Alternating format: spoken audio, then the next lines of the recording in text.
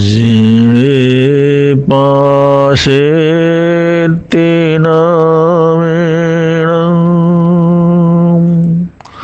हर आलो पुयो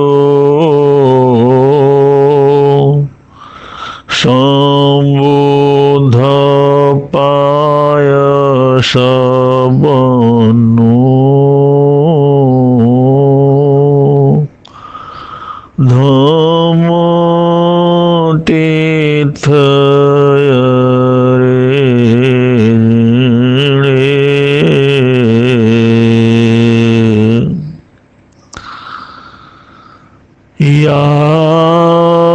यामेव रात्रिं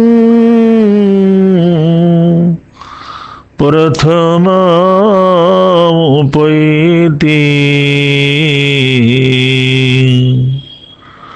गर्भे निवासं नरवीरलोक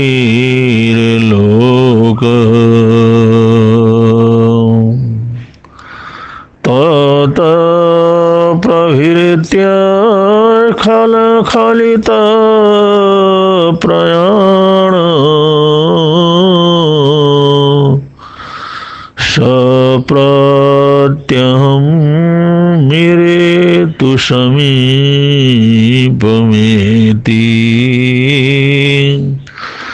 सप्रत्यहं मिरेतु समीपमेति।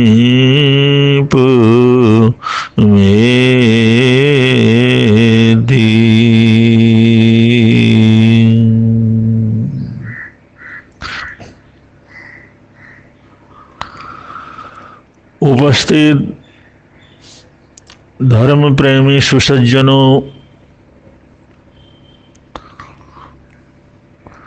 माताओं तथा बहनों, आप सब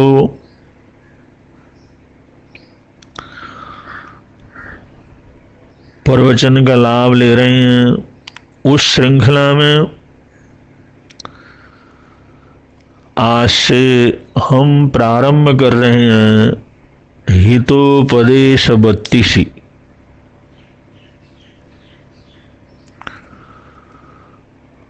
उसका ये बड़ा महत्वपूर्ण श्लोक है।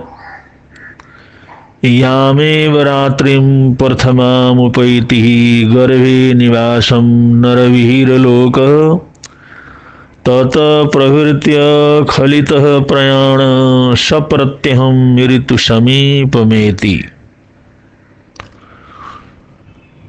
इसमें सबसे प्रथम प्रारंभ में एक मंगलाचरण के रूप में सबसे पहले मृत्यु को याद किया गया है। जिस मृत्यु को जीवन की आखिरी घटना माना जाता है, जिस मृत्यु शब्द को अशुभ माना जाता है, लोग उसका नाम लेना भी अच्छा नहीं समझते, लेकिन ज्ञानियों ने, अनुभवियों ने, जिन्होंने संपूर्ण जीवन को अनुभव के माध्यम से जिया है, उन महान पंडित पुरुषों ने हितोपदेश में, जो कि सर्वत्र सभी प्राणियों के लिए हितकारिणी है, उसमें मृत्यु का स्मरण किया है और कहा है यामेव रात्रिम, जिस मृत्यु से तुम डरते हो हे नरवीर, ये मृत्यु जीवन की आखिर की घटना नहीं है। ये मृत्यु अंतिम समय में आती हो ऐसा नहीं है। तुम इस सत्य को समझो। यामेव रात्रिम, जिस रात्रि को सर्वप्रथम तुम जिस माता के गर्भ में आते हो, हे नरवीर, जिस समय तुम्हारा मां के गर्भ में प्रवेश होता है, उसी क्षण उसी समय मृत्यु प्रारंभ हो जाती है। जन्म के साथ ही मृत्यु है। जीवन और मृत्यु ये अलग नहीं है, ये दोनों एक ही सिक्के के दो पहलू हैं। एक तरफ देखो तो जीवन है और दूसरी तरफ देखो तो मृत्यु है। हमने इसको अलग अलग नहीं देखना है। जब तक मानव जन्म और मृत्यु को, जीवन और मृत्यु को बिल्कुल अलग अलग घटनाओं के रूप में देखता है, एक दूसरे के दूर देखता है, तब तक वो अज्ञान अंधकार के अंदर ही रहता है। ज्ञानी वो है, सम्यक ज्ञान का बोध उसको हुआ है जो मृत्यु को जीवन के साथ प्रत्यक्ष रूप से देखता है। जीवन के साथ साथ मृत्यु है, जीवन के साथ साथ मौत है। मौत कोई बहुत बाद में आने वाली घटना नहीं है। यहां पर महापुरुष कहते हैं, तुम हर क्षण जी रहे हो तो हर क्षण मर भी रहे हो। हर क्षण तुम्हारा जीवन है तो हर क्षण तुम्हारी मृत्यु भी है। एक एक दिन तुम जी रहे हो तो एक एक दिन मर भी रहे हो। एक एक सप्ताह जी रहे हो, एक एक पक्ष में जी रहे हो, तो एक एक सप्ताह एक एक पक्ष मर भी रहे हो। इस प्रवाह को अगर हम सही ढंग से प्रत्यक्ष रूप में स्वीकार करें तो हम बहुत सी दुष्प्रवृत्तियों से अपने आप को आराम से बचा सकते हैं। तो यहां पर कहते हैं, जिस समय ये कोई आत्मा गर्भ में आती है उसी समय से मृत्यु प्रारंभ हो जाता है। उसके जन्म के साथ मृत्यु है, उसके सारे संस्कारों के साथ मृत्यु है, उसके साथ सारे जीवन के साथ मृत्यु है। एक एक पल, एक एक क्षण वो सोचता है मैं जी रहा हूं, लेकिन ज्ञानी सोचता है एक एक पल मैं मर रहा हूं, एक एक क्षण में मर रहा हूं, एक एक दिन में मर रहा हूं। और एक एक पल, एक एक दिन जीना ये भ्रम हो सकता है, लेकिन एक एक पल हमारा मरना ये कभी भ्रम नहीं हो सकता। ये वास्तव के अंदर जीवन में सत्य है। इसलिए जैनाचार्यों ने, जैन दर्शन में, जैन आदि पुरुषों ने, तीर्थंकरों ने मृत्यु को महोत्सव के रूप में स्वीकार करने के लिए प्रेरणा दी है कि आयुष्मान, तुम मौत को, मृत्यु को उत्सव बनाओ और हर क्षण तुम्हारा उत्सव बना रहेगा। मृत्यु को शत्रु मत समझो, अपना मित्र समझो। कोई भी चीज, कोई भी मान सम्मान, कोई भी पदार्थ तुम्हारे साथ लगातार रहे या ना रहे, ये निश्चित नहीं। कोई भी रिश्तेदार, कोई भी परिवारजन हर समय तुम्हारे साथ रहे या न रहे, ये कोई निश्चित नहीं है। लेकिन मौत ऐसी चीज है जो हर क्षण तुम्हारे साथ रहती। हम मौत से क्षण भर के लिए भी अलग नहीं हो सकते। खाते पीते, उठते बैठते, चलते, कुछ काम करते, शायद सोते हुए क्यों न हो, लेकिन मृत्यु हमारे साथ साथ चलने वाला मित्र है। इसलिए मृत्यु को दुश्मन की तरह ना समझो, उससे मत डरो। वो हमारे साथ छाया की तरह रहने वाला तुम्हारा सदा सखा है, सदा मृत्यु है। इसलिए जो उत्कृष्ट आत्म साधक हैं वो संलेखना पूर्वक जीते हैं। जो श्रेष्ठ पुरुष हैं, जो सम्यक ज्ञान दर्शन को प्राप्त करने वाले हैं, जो सही मार्ग के ऊपर चलने वाले महापुरुष हैं, सत्य को साक्षात्कार करके समझने वाले हैं, वो संलेखना पूर्वक अपने जीवन को जीते हैं। वो संथारा पूर्वक अपने जीवन को जीते हैं। मौत को स्वीकार करते हुए, मौत को देखते हुए, मौत का अनुभव करते हुए जीते हैं। और ऐसा जीने वाला जीवन के साथ मौत की सततता को समझने वाला, वो बिना प्रयत्न के, बिना नियम पछान के, बिना त्याग तपस्या के सभी प्रकार से बुराइयों से अलग रहता।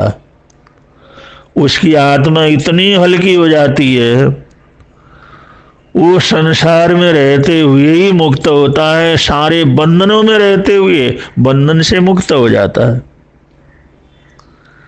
एक प्रकरण आता है, भगवान ऋषभदेव, जिनको आदि अरिहंत बोला जाता है, आदि देव बोला जाता है, ऋषभदेव के नाम से हम जानते हैं, और आदि कर्म भूमि को प्रारंभ करने वाले महापुरुष के रूप में जानते हैं। वह आदि राजा थे, आदि व्यवस्थापक थे, सबसे पहले साधु थे, सबसे पहले साधना करने वाले थे। उन्होंने सारे संसार की कलाओं के साथ साथ जीवन और साधना की कला को भी इस दुनिया को दिया। एक तरह से अगर हम कहें तो इस संसार के सृष्टिकर्ता के रूप में मान सकते हैं, आदि पुरुष के रूप में मान सकते हैं। जो कुछ भी हमारे चारों तरफ बिखरा हुआ संसार है, ये कलात्मकताएं हैं, इन सबको आदि करने वाले ऋषभदेव। उन्होंने सारी सामाजिक व्यवस्था को संपन्न करने के बाद, सारी नीतियों का निर्धारण करने के बाद, असीमसी कृषि की व्यवस्था देने के बाद, उन्होंने धर्म कला को सिखाने के लिए संन्यास को अंगीकार किया, और संन्यास को अंगीकार करके साधना पथ के ऊपर चले। उन्होंने साधना को परिपूर्ण करके सिद्धत्व बुद्धत्व को प्राप्त किया, केवल ज्ञान और केवल दर्शन के स्वामी बने, और उस महाज्ञान को प्राप्त करने के बाद संसार के अबोध प्राणियों को बोध देने के लिए धर्म का प्रचार प्रसार करने लगे। मतलब लोग पूछें तो जिज्ञासा का समाधान करने लगे। बड़ी संख्या में लोग आते हैं तो उनको प्रवचन देने लगे। जंगल में एकाकी मौन साधना से लौट करके सामाजिक जीवन के अंदर जीने लगे, जिससे कि असंख्यात अनंत आत्माएं जो संसार में अज्ञान के अंधकार में हैं, उनको प्रकाश और रोशनी मिल सके, जीवन जीने का एक तौर तरीका मिल सके। वो महाज्ञानी थे, तीर्थंकर थे। चारों तरफ यही बात थी, जो तीर्थंकर होता है सर्वथा सत्य बोलता है, वो राग द्वेष से मुक्त रहता है, उसके लिए अपना पराया कुछ नहीं है, इसलिए उनको वीतराग भगवान माना जाता है। एक बार बहुत लोग बैठे हुए थे, उसमें उस श्रवण ने, उस महापुरुष ने, आदि पुरुष आदि अरिहंत देव ने प्रसंग के अनुसार संदेश दिया कि महापरिग्रह, अत्यंत धन दौलत को इकट्ठा करके रखना, या महाआरंभ, अत्यंत हिंसात्मक कार्यों से अपने आप को गुजारना, ये महाहिंसा, महापरिग्रह, ये सब नरक के कारण होते हैं, ये सब अशुभ गति के कारण होते हैं। तो जो बैठ के सुन रहे थे, एक व्यक्ति के मन में जिज्ञासा पैदा हुई, अगर ये धन दौलत, ये सत्ता, ये वैभव, ये समृद्धियां, जिसको महापरिग्रह बोला जाता है, उसको तो भगवान आदिनाथ के ज्येष्ठ पुत्र स्वयं चक्रवर्ती के रूप में भोगते हैं। तो इसका मतलब ये महापरिग्रह होने से इनको भी अशुभ गति मिलेगी, इनको भी नरक जाना पड़ेगा। उसके मन में पूछने की जिज्ञासा हुई। उसने आदिनाथ महाप्रभु से पूछा कि भगवान, भरत चक्रवर्ती मरकर के कौन सी गति में जाएंगे? तो भगवान आदिनाथ तो सर्वदर्शी थे, उन्होंने कहा, आयुष्मान, उनकी जो गति है मोक्ष की है, वो तमाम कर्मों को तोड़ करके मोक्ष पधारेंगे, वो मोक्षगामी आत्मा है। यह सुन करके वो क्षुद्र विचारों के अंदर जीने वाला वो नागरिक, वो उस नगरी के अंदर रहने वाला वहां का निवासी,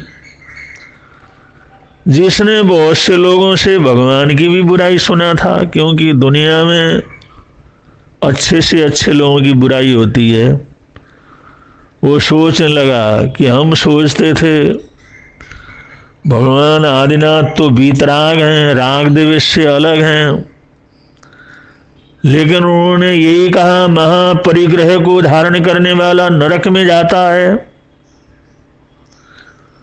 महापरिग्रह में बहुत हिंसा होती है, लेकिन अपने बेटे की बात आई तो उसके लिए कहते हैं मोक्ष के अंदर जाएगा। तो इनके मन में तो अपने और पराये की भावना, राग द्वेष, ये तो राग द्वेष से मुक्त नहीं है।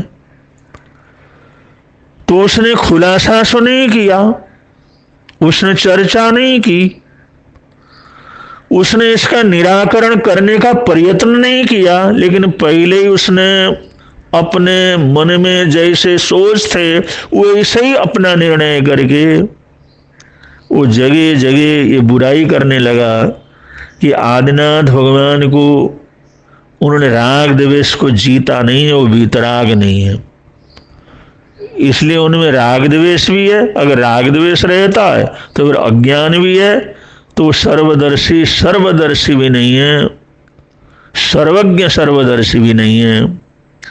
ये बात जिस समय भरत चक्रवर्ती के कानों में पड़ी कि वो जगह जगह पर इस प्रकार का अपलाप करता चला जा रहा है, तो उन्होंने सोचा भाई उसको बोध देना चाहिए। उन्होंने आदेश निकाला, उसको पकड़ के लाओ। तो राजपुरुष गए, उसको गिरफ्तार किया, उसको बंदी बनाया और बंदी बना करके बंदी गृह के अंदर रखा। और दूसरे दिन जब उसकी सुनवाई होनी थी, फैसला होना था, राज दरबार में लेकर के गए, भरत चक्रवर्ती के सामने वहां पर उपस्थित किया। जिस समय उपस्थित किया और उन्होंने कहा ये भगवान ऋषभदेव की बुराई करता हुआ फिर रहा था, इसलिए इसको पकड़ा गया। वो तो सोचने लगा लेकिन जिंदगी भर अब जेलों के अंदर ही रहना पड़ेगा, चक्रवर्ती नहीं छोड़ेंगे। और गिड़गिड़ाने लगा, क्षमा याचना करने लगा, माफी मांगने लगा। तो उन्होंने कहा एक बात के ऊपर माफी तेरे को मिल सकती है, ये तेल से भरा हुआ कटोरा है, लबालब भरा हुआ है, इसको लेकर के इस अयोध्या नगरी में, इस विनीता नगरी में अमुक अमुक रास्ते से होकर के तो लौट करके आ। अगर ये सारे बाजार घूमते हुए घूम करके यहां पर आने तक अगर एक भी बूंद, एक कटोरे से एक भी तेल की बूंद नीचे न गिरा, इसको गिराए बिना अगर सुरक्षित लेकर के आया तो समझ ले तेरा जीवन सुरक्षित है और तुम्हें माफ कर दिया जाएगा और कोई किसी प्रकार का दंड नहीं होगा। लेकिन अगर इस कटोरे से एक बूंद भी अगर तेल नीचे गिरा तो उसी समय तेरी गर्दन को ये दोनों जने नंगी तलवार लेकर के जाएंगे, उसी समय तेरे गर्दन को उसी समय नीचे गिरा देंगे। मरता क्या ना करता, उसने सोचा प्रयत्न कर लेते हैं, मरने से पहले तो प्रयत्न तो कर ही लेना चाहिए, प्राणों के लिए तो सब परिश्रम करते हैं। उसने कहा जी हजूर मैं ऐसा करना चाहता हूं। तो उसने कटोरा लिया, लबालब तेल से भरा हुआ, दोनों तरफ नंगी तलवार वाले खड़े हो गए, एक आगे आगे चला। उन्होंने कहा ऐसे तूने धीरे धीरे धीरे इस आगे वाले व्यक्ति को छोड़ करके तूने चलना है। चलता रहा, चल करके उसमें तो एक ही ध्यान था, किसी तरह से भी ये तेल के कटोरे का एक भी बूंद तेल ना गिरे। जहां तेल की बूंद गिरी की वो दोनों तरफ मौत तो दिखाई दे रहा था। इतनी सावधानी से चला, इतनी सावधानी से चला, इतनी सावधानी से चला, वापिस राज भवन के अंदर पहुंच गया, लेकिन कटोरा सुरक्षित रहा। उसने कहा महाराज मैं आ गया हूं। सांस में सांस आया, प्राण में प्राण आए। राजा ने उसको पूछा, चक्रवर्ती ने पूछा ये बताओ तुम किस किस रास्ते से जा करके आए। उन्होंने कहा महाराज ये सामने ये चल रहा था, आपका सेवक जिसको आदेश दिया था बस उसके पीछे पीछे चलता रहा, मुझे पता नहीं किधर किधर से आया। बाजार में नाटक कहाँ हो रहे थे, गीत क्या गाए जा रहे थे, नृत्य कौन से हो रहे थे, कौन से बाजार में ये माल कैसा बिज रहा था, जिस बाजार के अंदर खाने पीने मिठाइयाँ थी उस बाजार से तुम गुजरे तो कितनी सुगंध आई, कितनी मिठाइयों को देखा। वहां पर नर्तकियों का नृत्य हो रहा था, वो किस तरह का था वातावरण। उसने कहा महाराज ये सब मेरे को कुछ पता नहीं, न मेरे को खाने की इच्छा हुई, न देखने की इच्छा थी, न कोई जरूरत थी, न कुछ मेरे के ध्यान में है। मैं तो चल रहा था और कुछ भी मेरे को नजर नहीं आया। अरे भाई इतनी इतनी चीजें खाने पीने देखने सब वहां फ्री में बिक रहे थे, तुमने मन ही नहीं हुआ देख, मैंने सुना ही नहीं, मुझे कुछ इच्छा नहीं कुछ लेने की, न मैंने देखा न मेरे मन के अंदर कोई भाव आए। अरे इतना कुछ था तो क्यों नहीं देख।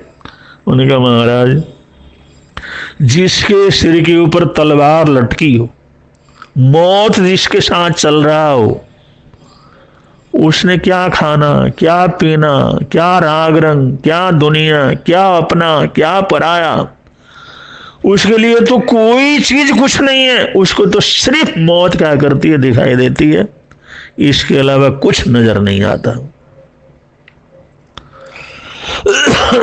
ऐसे जीवन को जीने वाला क्या पाप कर सकता? महाराज कभी नहीं कर सकता। क्या लोभ वगैरह कर सकता? कभी नहीं कर सकता।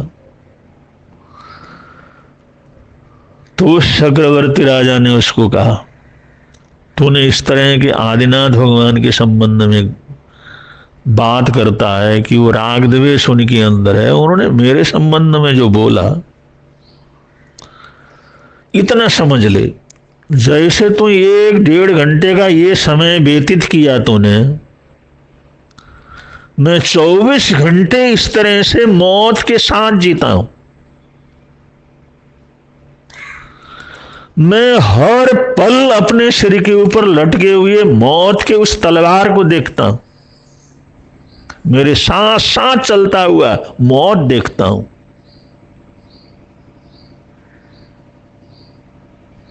उसने हाथ जोड़ करके चरण छुए, भगवान मुझे नहीं पता था कि आप ऐसा जीवन जीते हैं, आप तो अभी मुक्त हैं।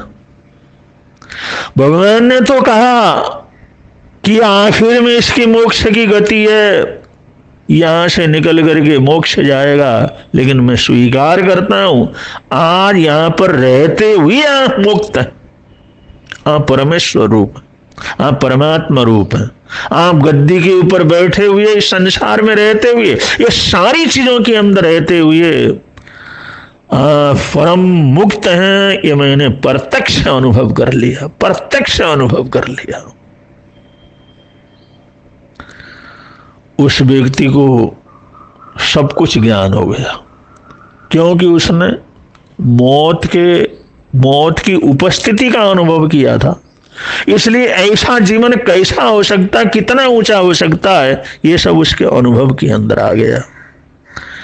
तो ऐसे इसको कहते हैं संलेखना पूर्वक जीना, संथारा पूर्वक जीना, मृत्यु को मित्र समझ करके जीना, मृत्यु महोत्सव के वातावरण के अंदर जीना। ये महापुरुष ऐसे जीते हैं, इसलिए पापों से, भय से, सब चीज से मुक्त रहते हैं। शुक्रात को जहर देने का आदेश हुआ, त्राही त्राही मच गई। उनके स्वजन संबंधी जो सबसे ज्यादा उनकी भक्ति रखने वाले थे, उनके लिए मरने वाले थे, उनके प्रति अटूट श्रद्धा रखने वाले थे, उनको जहर दिया। तुम ये जहर घोल करके, घोट करके, ये जो है अपने गुरु को, इस शुक्रात को तुम अपने हाथ से पिलाओगे, जिससे भी मरे और इसका पक्ष लेने वाले तुम लोग भी उस कष्ट को महसूस कर सको। और राजा का आदेश था, जो शुक्रात के प्रति इतनी श्रद्धा, भक्ति, सद्भावना, समर्पण रखते थे, उन लोगों को इस मजबूर कर दिया कि तुम जहर घोट करके उनको पिलाओगे। और वो तो जहर घोटने में लगे रहे, मजबूरी, राजसत्ता और तलवार क्या नहीं करवाती। और वो यही सब घोटा नहीं जा रहा था, धीरे धीरे घोट रहे थे। बाहर शुक्रात बैठे हुए थे, सारा जमात बैठा हुआ था। शुक्रात बंदर आते हैं, अरे भाई जहर घोटने का काम पूरा हो गया? उन्होंने कहा नहीं महाराज अभी नहीं। फिर आते, जहर घोटने का काम पूरा, अरे जल्दी करो भाई, जहर घोटने का काम अभी तक पूरा नहीं हुआ। और वो तो टालते थे, जितना टाल सके, जितना देर कर सके उतना। उनको तो तकलीफ हो रही थी, परेशानी हो रही थी, लेकिन शुक्रात को इंतजार की घड़ियां थी कि मौत का तो मैं देखूं, मौत कैसे होती है, मृत्यु कैसे होता है, मौत के समय क्या होता है, ये शरीर को छोड़ते समय किस प्रकार के अनुभव होते हैं, ये मौत आती है तो मौत का समय क्या होता है, मौत से मिलना क्या होता है, उसके लिए तड़फ रहे थे। उन्होंने कहा जल्दी करो भाई, ये मौत से एक साक्षात्कार करने का मौका मिला है, इस टाइम को मैं गंवाना नहीं चाहता, इसलिए तुम जल्दी से जल्दी उसको घोट करके, तैयार करके मेरे को दो, जिससे मौत का मैं अनुभव कर सकूं, मौत को देख सकूं, मौत के साथ संबंध बना सकूं और मौत मित्र से मिल सकूं। उस क्षण का अनुभव कर सकूं, उसलिए तुम जल्दी करो। वो मृत्यु के लिए तरस रहे थे और उनके स्वजन संबंधी जो थे उनको एक एक पल ऐसा बाधक बन रहा था, वो देर कर रहे थे। और आज मौत से मिलने के उस समय खुशी में उनके चेहरे के अंदर तो प्रसन्नता थी, आंखों के अंदर तेजस्विता थी, चमक चेहरे से आ रहा था और वे सोच रहे थे मैं मौत से मिलने जा रहा हूं, मैं मौत का अनुभव कर रहा हूं, मैं मरने जा रहा हूं, मैं देखूंगा मौत का क्या स्वरूप होता है। तो इसको मृत्यु महोत्सव कहते हैं। ऐसे लोग अद्भुत होते हैं, आनंदमय होते हैं, अजर अमर होते हैं। ऐसे लोगों को मौत भी कभी मार नहीं सकती, ऐसे लोगों को कभी मौत भी समाप्त नहीं कर सकती। तो ये सीख कुछ न कुछ हम भी जीवन के अंदर ले सकें, कभी कभी लेना चाहें तो लें, कभी याद करें। अगर ऐसा करेंगे तो वास्तव में एक नई अनुभूति से गुजरने का एक बहुत नया अनुभव हमारे को मिलेगा। इन्हीं मंगल कामनाओं के साथ, इन्हीं सद्भावनाओं के साथ अपने वक्तव्य को विराम दे रहे हैं। बोलिए भगवान महावीर स्वामी की जय।